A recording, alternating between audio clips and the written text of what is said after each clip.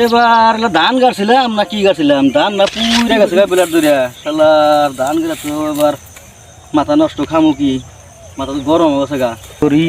ওই জরান কন না ধান গাছিলে না কি গাছিলে? না পাট গাড়ছিলাম, হ্যাঁ পাট গাড়ছিলাম। পাড় হোক না ধান দেখি দেখতে- ধান তো এবার এরকম হয়েছে না, কে? না, না, দেখতে আছেন যে ধান গাড়ছি, ধান খেতে আমি চিন্তা করছি ধান পুরে শেষ, আমার মাথা গরম এমনি।